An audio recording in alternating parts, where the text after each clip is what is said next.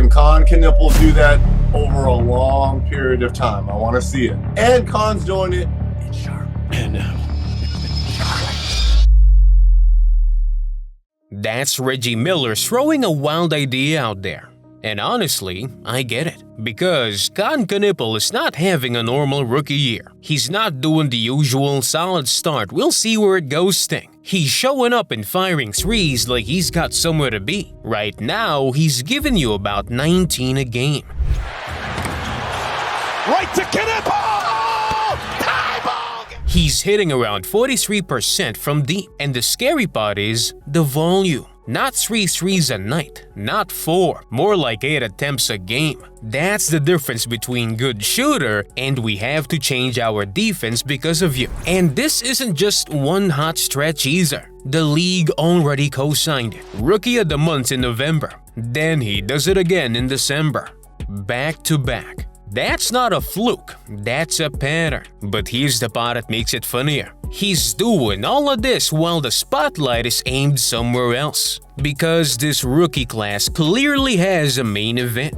Cooper Flagg, #1 pick, Dallas. The Luka trade fallout. Every night feels like a headline waiting to happen. Kon doesn't get that kind of attention. He's the 4th pick. He's in Charlotte. And Charlotte is basically the NBA's quiet group chat team. Stuff happens, people notice, then they scroll. So when Kon puts up something crazy, you already know the reaction. Yeah, but what did Flagg do? And that's why I respect it even more. Kon's playing like the guy who knows he's not the headline, and he's trying to steal it anyway. No good. Tapped out. Who's got it? Charlotte. Knueppel fakes. Fires. He's got it and a foul. Now here's what makes his rookie season feel different. It's not just that he scores. A lot of rookies score. It's how easy his points look and how early he started doing it. He already has 20 games with at least 20 points. 20. So if you're still calling this a nice little rookie run, you're behind. And this is where people keep getting him wrong. They'll say he's just a shooter. Nah, he's a shooter who understands the math. He knows what shots matter. His efficiency is sitting around the mid-60s in true shooting. That's not pretty good for a rookie. That's you're in the top group in the entire league. He's not living off wild shots or bailout jumpers. It's trees, free throws, quick decisions, no wasted dribbles. And if you want the stat that really tells the story, listen to this. When Kon is on the floor, Charlotte plays like a different team. Their performance swings by roughly 70 points per 100 possessions depending on whether he's in or out. That's not nice impact, that's you can feel a missing impact. So yeah, he's efficient, but it's bigger than that. He's already changing what Charlotte looks like on a night-to-night basis. Now this is where the Steph talk shows up, and I need you to hear me clearly. This is not me saying Kon is Steph Curry. Steph is a universe. Handle, movement, gravity, playoff history, the whole package. This is about one thing, 3-point pace. Through his first 40 games, Kon had about 137 made threes. Steph in that same span, 61.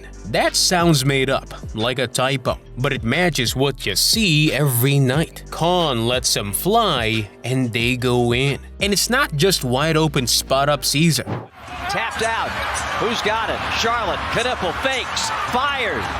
He's got it and a foul on Onyeka. He's hitting over 3 threes a game while taking around 8 attempts. That's confidence. That's stamina. And that's a warning for any team that thinks they can duck screens and recover. And it gets even crazier when you zoom in on how fast he got there. He reached 100 made threes in 29 games. Lauri Markkanen took 41. Kon did it 12 games faster. That's not keeping pace, that's passing him like he's standing still. And it gets even more ridiculous when you look at how fast this started. He's the first player ever to score 150 plus points and hit 33s in his first 10 NBA games. First ever. So this wasn't a slow ramp up where he needed months to settle in. He walked into the league already playing like he had the green light and zero fear. And here's another number that makes people pause, because it forces you to respect it. Right now, he's sitting around that 50-40-90 territory.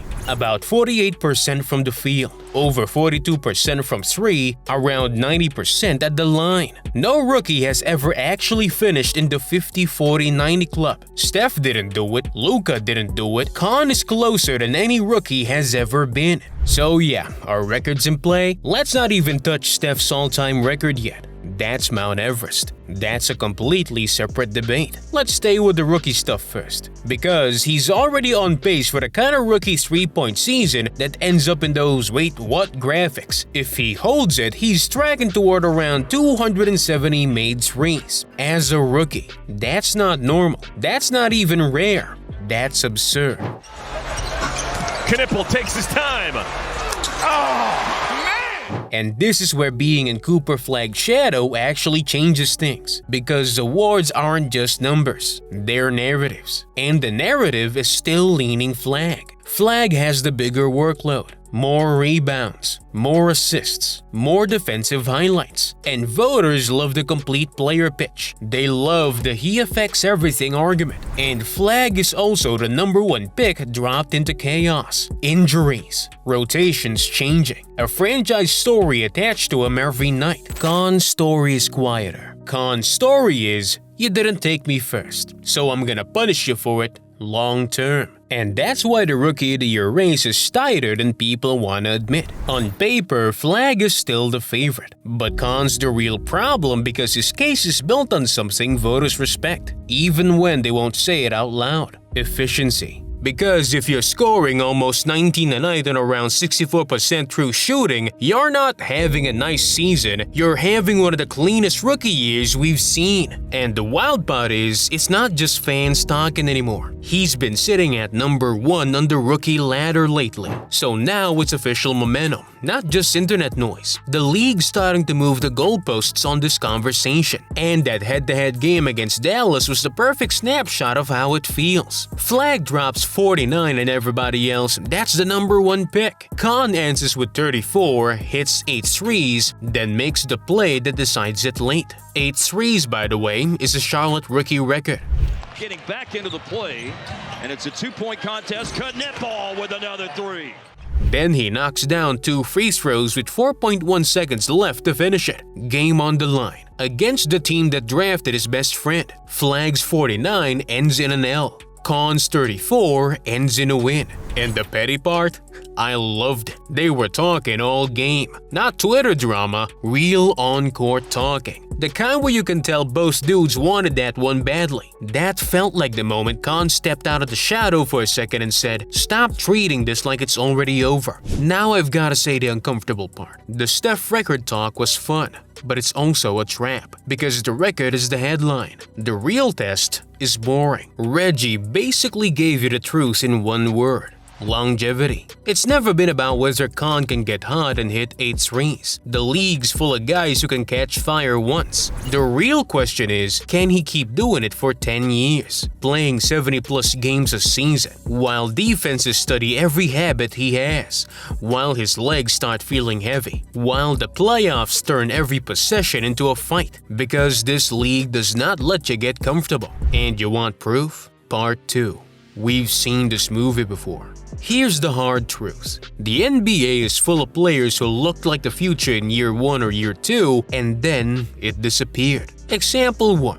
Brandon Jennings. He drops 55 as a rookie. 55. People were calling him the next superstar guard. Then, the injuries came, the league adjusted, and the whole trajectory shifted fast. That Achilles tear was the turning point. Before that, he had burst. After that, it was never the same. And that's what young players don't realize until it hits them. One injury can rewrite your entire career. Example 2. Michael Carter Williams. He wins Rookie of the Year and people start treating him like the next franchise guard. Then the role changes. The confidence takes a hit, injuries pile up, and suddenly he's bouncing around just trying to fit anywhere. That story hurts because it shows you how quickly the league moves on. One season you're the future, the next season you're trade filler. Example 3. Jahlil Okafor. This one's the simplest lesson. He had skill. He had numbers, but the game shifted around him. And if you don't evolve, you don't stay on the floor when games get serious. The league started demanding spacing and defense in space,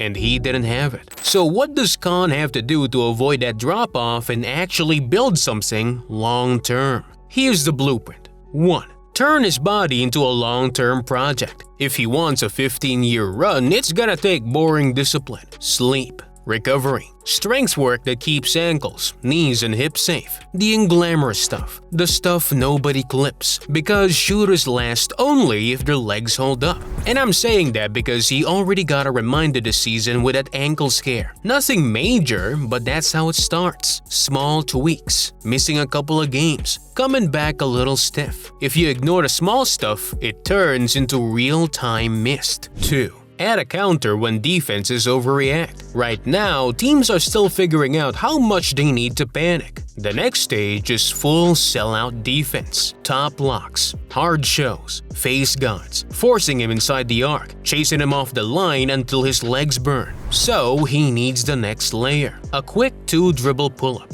A floater, a simple pocket pass, a little you can't trap me because I see it early upgrade. That's how you go from elite shooter to a real offensive engine. 3. Defend enough to stay on the floor in May. This is where careers split. In the playoffs, coaches play the guy who doesn't get hunted. If you become the target, your minutes shrink, your rhythm disappears, and your numbers stop mattering. He doesn't have to be a lockdown defender, but he does have to be reliable. And Kon already showed a flash of that in the biggest moment most people saw, that late steal on flag. That's effort. That's awareness. That's him refusing to be the shooter who gets played off the floor. Back over to the Hornets. Hornets the lead in the ball. Knueppel first NBA shot. 4. Don't let the story speed up your career. This is the trap. People start screaming next Steph, and now every cold stretch turns into a crisis. Every 2-for-9 night becomes he's exposed. That's how guys start pressing. They force shots just to fight a headline. If Kon's smart, he tunes all that out and sticks to the habits. Because here's the truth about the Steph record. It's not about being the hottest shooter for one season. It's about staying elite for years. And that's why it's hard. That's why it's rare. That's why nobody touches it. So yeah, Reggie throwing that idea out there is funny, but it's also kinda sharp because it points at the real test. It's not whether Kon can hit 8 threes on a random night. He's already shown you he can do that. The test is whether he can keep doing it at 29, when every defender knows his tendencies, when his legs feel heavier, when the season's dragged on, and the whole league is hunting him. That's the line between Rookie of the Year candidate and we're building statues. So I'll leave you with this. If you're Kon, do you want the record chase, or do you want the career that makes the chase possible? And if you're the Hornets, what do you put next to him?